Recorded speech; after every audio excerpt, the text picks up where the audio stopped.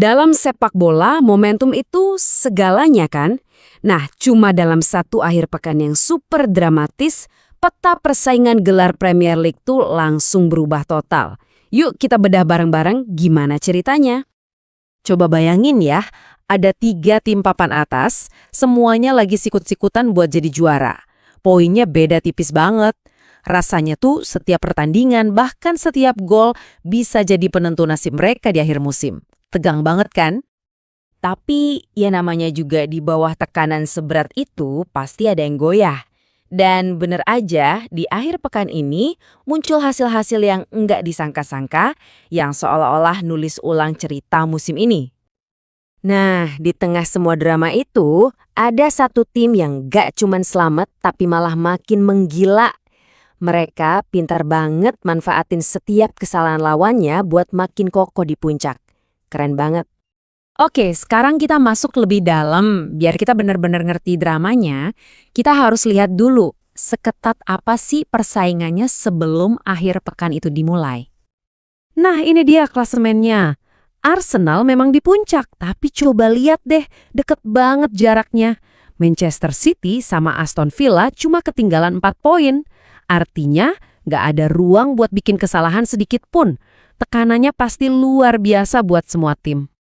Jadi pertanyaannya sekarang yang ada di pikiran semua orang. Siapa nih yang bakal kepleset duluan? Dengan taruhan segede ini, tim mana yang bakal goyah di tengah panasnya persaingan? Oke, kita mulai dari tim pertama yang terpleset, Manchester City. Mereka ketemu Tottenham Hotspur di pertandingan yang, kalau kita lihat lagi, kayak jadi cerminan kecil dari masalah-masalah mereka musim ini. Di babak pertama, kelihatannya semua aman terkendali buat City. Sesuai rencana banget. Mereka dominan, pegang kendali permainan, dan udah unggul 2 gol. Kelihatannya sih bakal menang gampang ya. Tapi ternyata babak kedua ceritanya beda total. Tottenham bangkit. Dan gara-gara 2 gol keren dari Dominic Solanke, mereka sukses menyamakan kedudukan. Akibatnya, City harus rela kehilangan 2 poin yang super penting. Dan yang bikin makin nyesek ini bukan cuma soal satu pertandingan jelek aja. Manajer mereka sendiri, Pep Guardiola, mengakui kalau ini tuh nunjukin masalah yang terus berulang. Timnya susah buat adaptasi. Nah, ini buktinya nih. Lihat deh bedanya. City udah kebobolan 17 gol di babak kedua musim ini. Itu hampir 3 kali lipat dari gol yang masuk di babak pertama.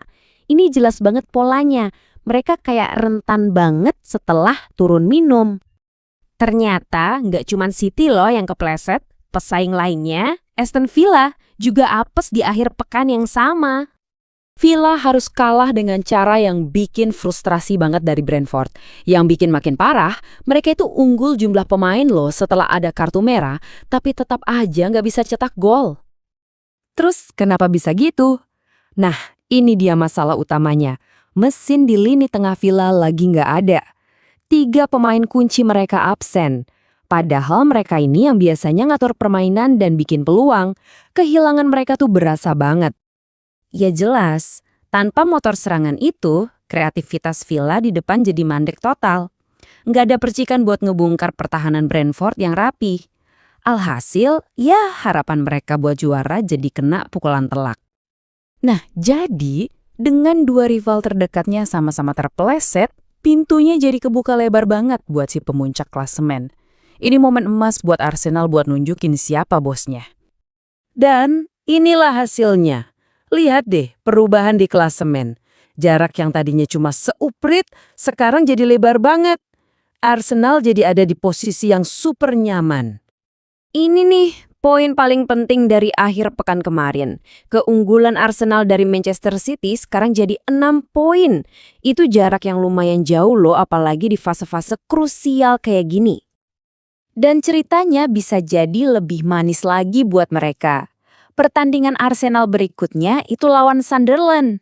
Artinya, mereka punya peluang emas buat melebarkan jarak jadi 9 poin sebelum City main lawan Liverpool yang notabene lebih berat. Bayangin aja tekanan mental buat City nanti.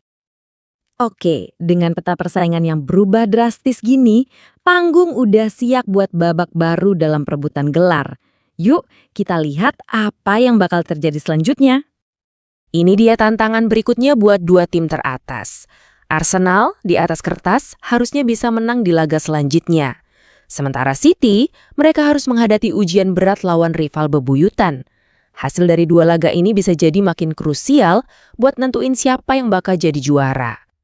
Jadi, ini meninggalkan kita dengan satu pertanyaan besar.